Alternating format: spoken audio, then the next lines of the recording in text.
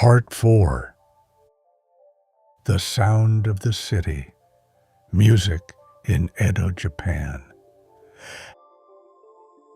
After centuries of silence, of ritual breath, of courtly elegance, and disciplined stillness, a different sound began to rise, not from forest shrines, not from imperial halls, but from the city, from Edo, a place of lantern light, crowded bridges, wooden houses leaning close together, and footsteps echoing long after sunset. Here, music no longer belonged only to gods, or nobles, or monks. It belonged to the people, and it was alive. Edo was vast. By the 18th century, it was one of the largest cities in the world. Samurai walked its wide avenues. Merchants filled its markets. Artisans carved, stitched, printed, built. And when the day's work ended, another world awakened. A world of sound. Listen carefully. You might hear it. The sharp pluck of a shamisen string.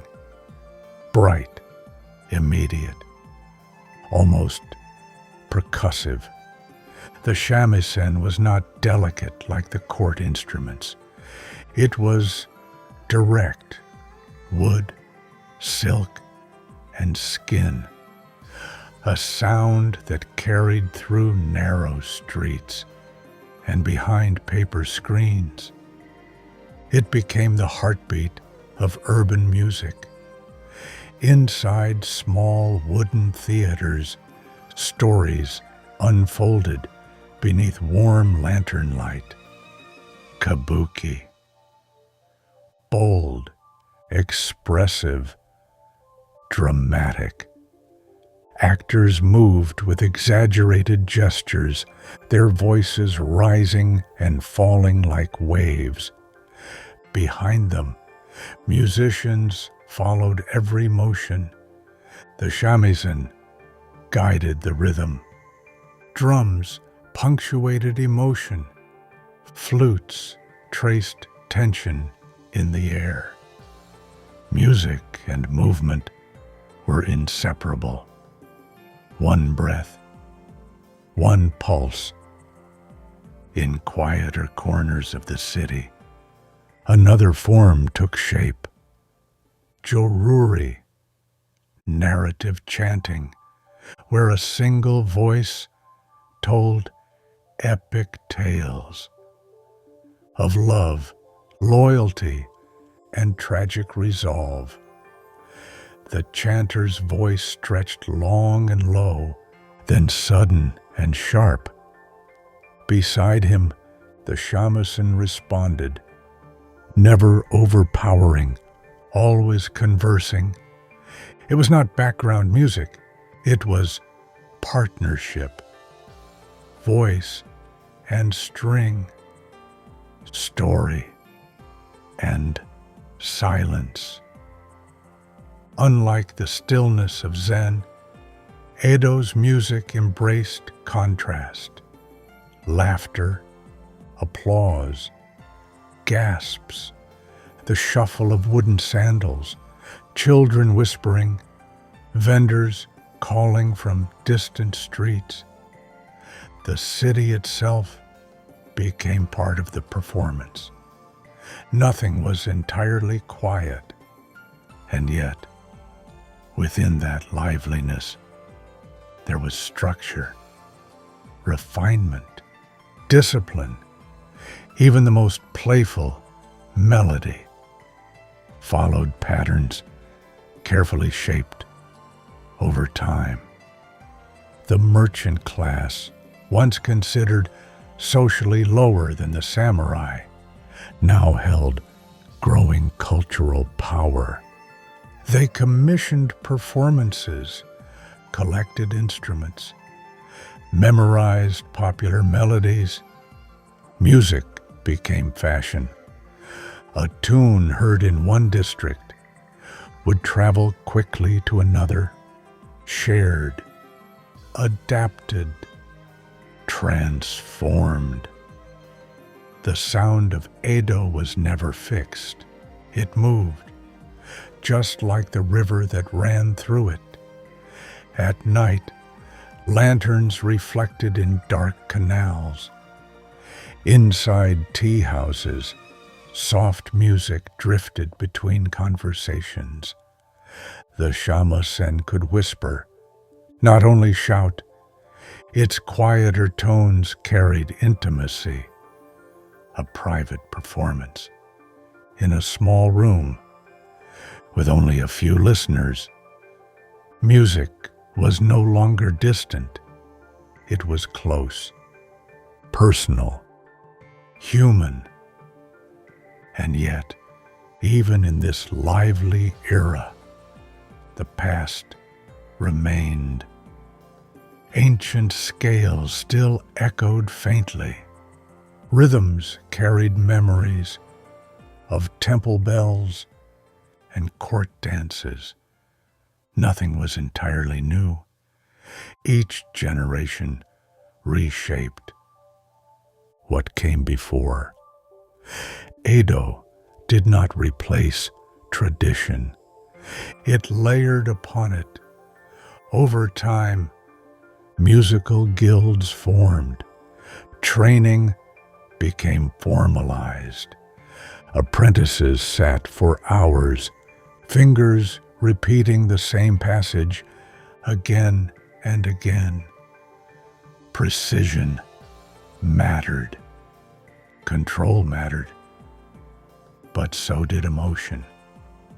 A slight pause before a phrase, a stronger strike on a single string. The smallest shift could change everything. If you close your eyes, you can almost stand in that city. A distant drumbeat, a sudden cheer, a single shamisen phrase rising above it all, alive, vibrant, imperfect, human. Edo's music was not seeking enlightenment. It was not striving for sacred purity. It was telling stories about ordinary lives, about fleeting pleasures, about love found and lost. In that way, it carried a different kind of truth. Not the silence of mountains, but the warmth of shared experience. And slowly, almost without anyone noticing, these urban sounds began to travel beyond Edo, across provinces, into villages. They mingled with regional songs, folk melodies, festival rhythms. The boundaries blurred. City and countryside began to listen to one another. The world, however, was changing. Ships from distant lands would soon appear on the horizon. New instruments, new scales, new harmonies.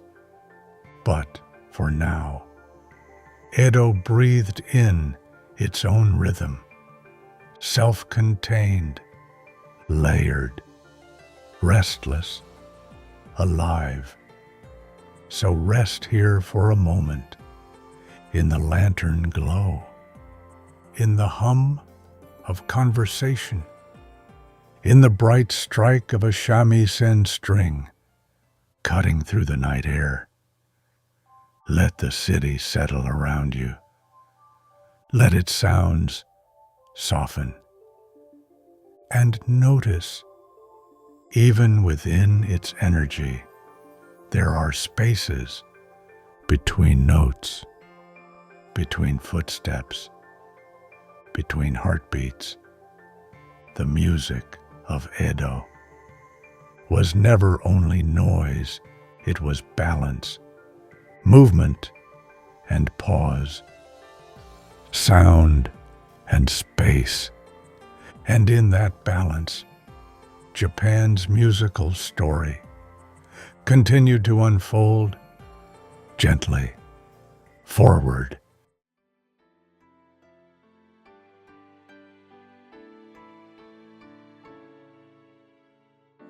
Part 5. Folk Songs and Festivals, the Voices of the People.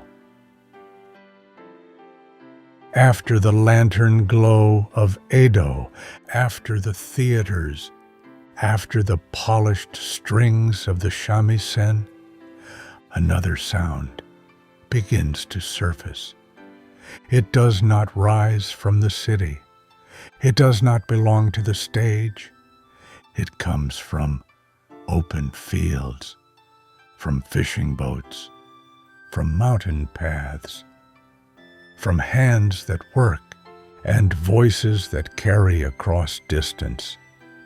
This is the music of the people. Long before written scores, before formal training, before audiences gathered in silence, there were songs, simple, repetitive, passed from one voice to another. A melody remembered, not because it was complex, but because it felt familiar. These were work songs, field songs, boat songs, lullabies whispered at dusk. They did not seek applause. They were woven into daily life. Imagine a rice field at harvest, the sun still high, feet pressing into wet earth, hands cutting stalks in rhythm. A voice begins to sing, low at first. Then another joins, call and response, back and forth. The melody keeps time. It eases fatigue. It turns labor into shared movement. Music here is not performance.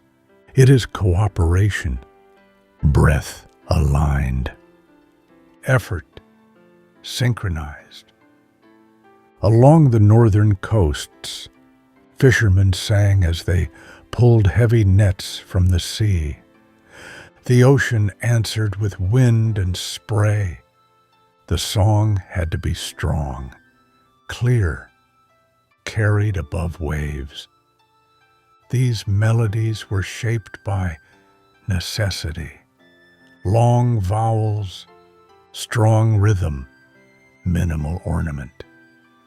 The sea did not allow softness, and so the music grew bold. In mountain villages, echoes traveled differently.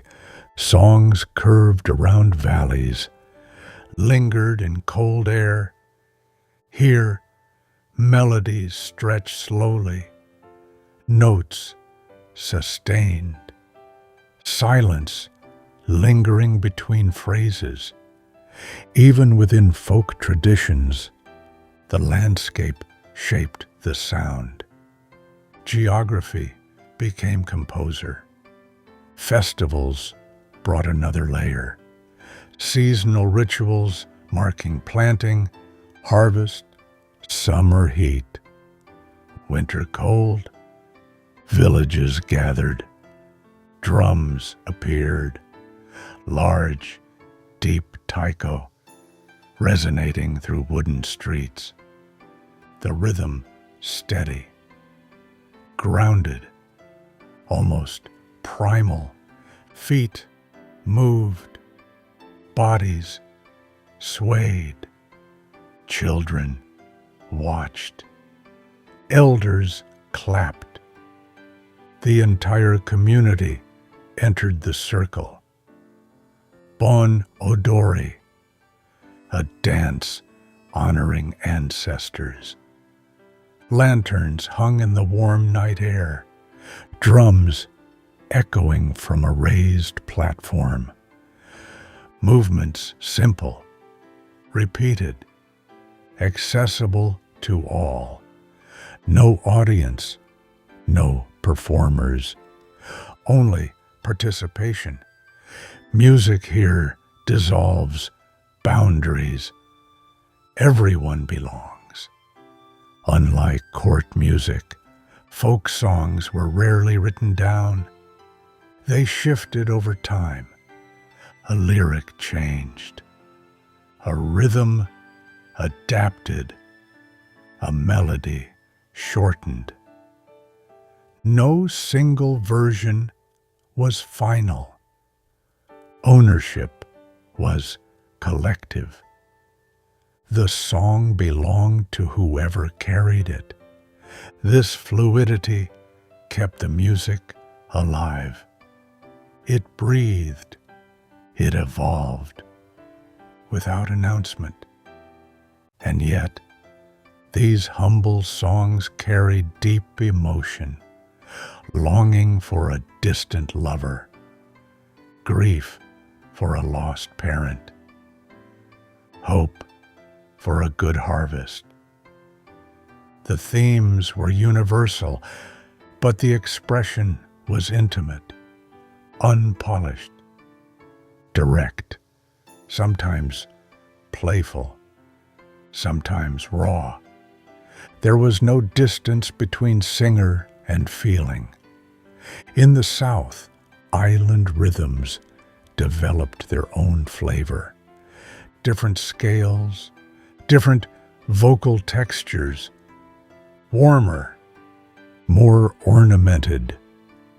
Travelers carried fragments from one region to another. Trade routes became musical bridges. What began as a local tune might slowly transform. As it journeyed across provinces, Japan's musical landscape became layered, regional, textured. In this era, music did not require permission. It did not wait for formal stages. It existed in kitchens, in fields, on docks, under open skies. Children learned by listening, by repeating, by participating. Technique was absorbed naturally. The body understood before the mind did. There is something deeply human in a song that everyone knows, a melody that requires no introduction. When the first note begins, others instinctively follow. Harmony emerges not from theory, but from familiarity, from shared memory. Folk music thrives in this space, between individuals, within community, and still, echoes of the city remained.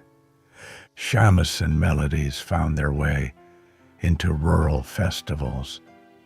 Urban tunes were simplified, adapted, absorbed. Likewise, rural rhythms traveled toward Edo. Professional musicians listened, borrowed, refined. The boundary between folk and urban was never rigid. It was porous. Music moved freely. As the 19th century approached, change began to gather quietly. Whispers of distant ships, foreign instruments, New tonal systems waiting at the edge of the horizon. But in villages, in small towns, in mountain paths and coastal harbors, the songs continued, unaffected for the moment. They carried history without realizing it. They preserved identity through repetition. They marked time through rhythm. Close your eyes now. Imagine standing in a summer festival, lanterns above you, drums steady in your chest, voices rising together, not perfectly in tune, but perfectly aligned in spirit. Feel how the rhythm settles into your body, how the melody repeats gently, almost hypnotic. This is not music to analyze. It is music to join. In these shared songs, Japan's musical story expands outward, from temples to courts, from cities to villages, from structured compositions to living tradition. The sacred did not disappear. It simply changed form. It moved into everyday life, into laughter, into sweat, into dance. Rest here for a moment, in the warmth of shared voices, in the steady pulse of drums beneath open sky. Notice how repetition becomes comfort, how familiarity becomes belonging. Let the rhythm soften. Let the crowd dissolve into quiet. And listen for the subtle shift approaching on the horizon. A new sound from distant shores will soon arrive, but for now, the voices of the people continue, simple, enduring, alive.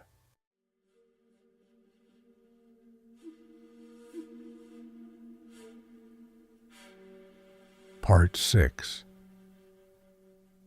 The edge of modernity when new sounds arrived.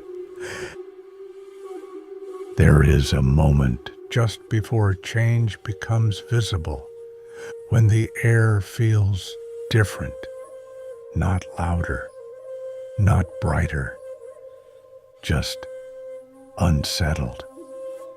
By the mid-19th century, Japan stood in such a moment. For centuries, its musical world had grown inward, layer upon layer.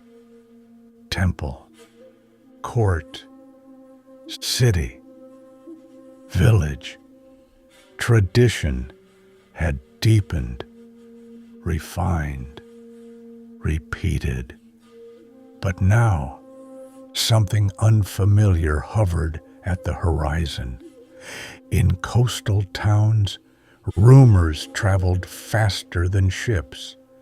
Strange vessels had been seen, black hulls, foreign flags, unfamiliar faces. With them came instruments never heard before, metal strings tuned differently, keys arranged in straight lines, brass that shimmered in sunlight. These sounds did not belong to temple courtyards or lantern-lit festivals. They came from somewhere else. At first, the two worlds did not mix. Western military bands played for diplomats, formal, structured, marching in steady rhythm. The sound was bold, layered, harmonized in ways unfamiliar to Japanese ears. Multiple notes sounding at once, not weaving gently, but stacking vertically. It felt architectural, solid, direct. For musicians raised on pentatonic scales, this harmony felt almost overwhelming. Where was the space between notes? Where was the lingering breath? Where was the quiet curve of a sustained tone? Yet curiosity stirred. Young listeners leaned closer. Something about the fullness of the sound sparked intrigue, not rejection, not yet acceptance, but interest. The shamisen did not disappear. The taiko did not fall silent. Folk songs continued. Festivals returned each season. But slowly, carefully, new textures began to appear. A school teacher introducing Western melodies to children. A government official encouraging modernization. A piano placed in a newly built hall.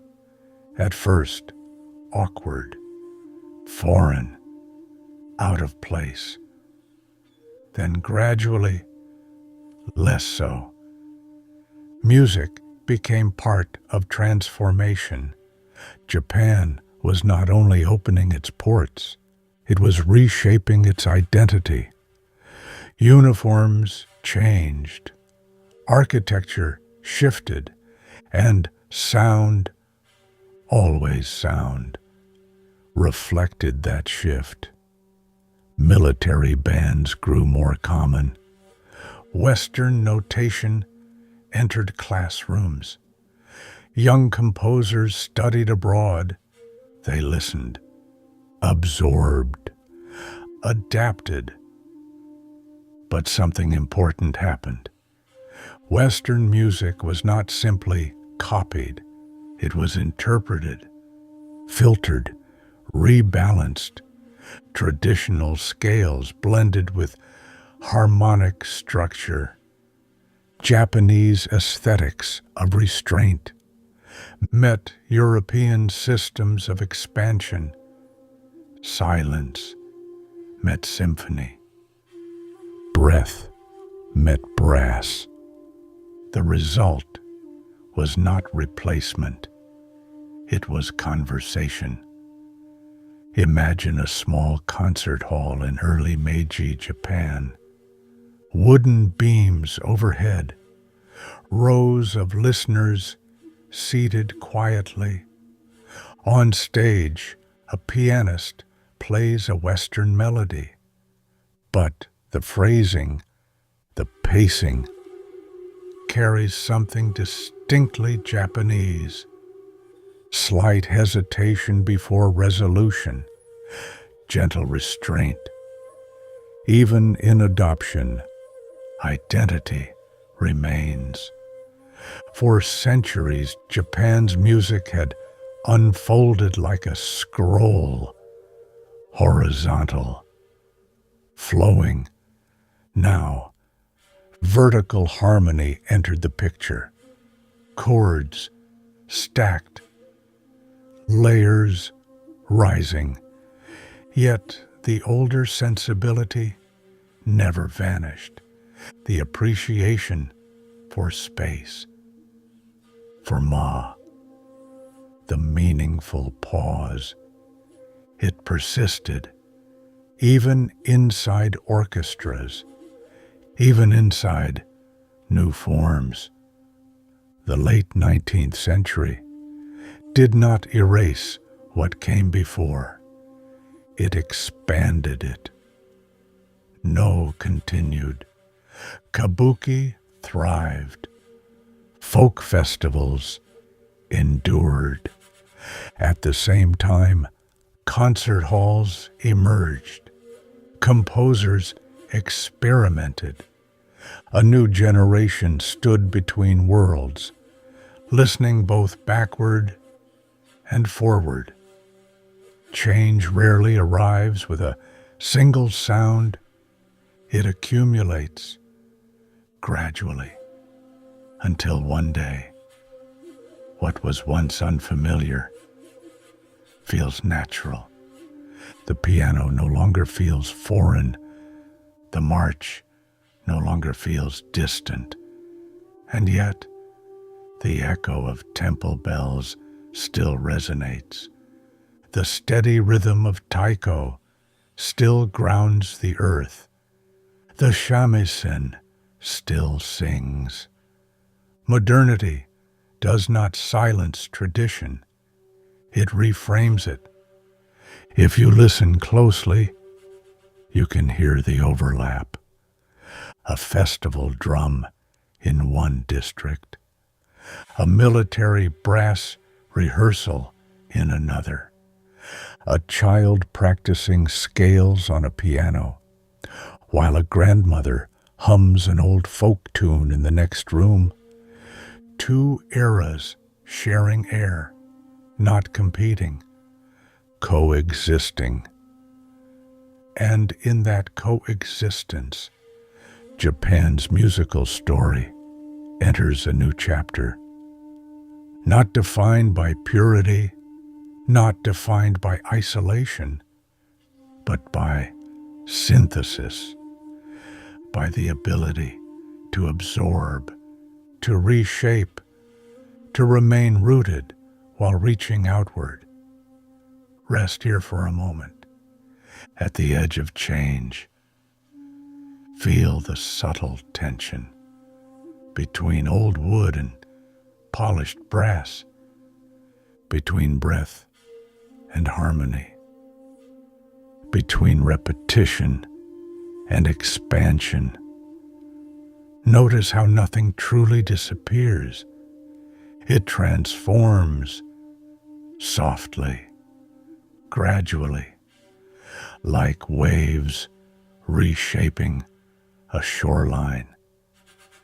Japan's music does not end here.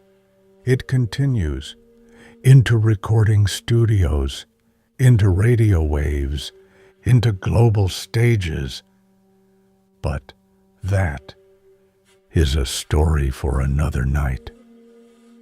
For now, let the overlapping sounds settle. Let the old and new coexist in quiet balance and drift gently into the next chapter.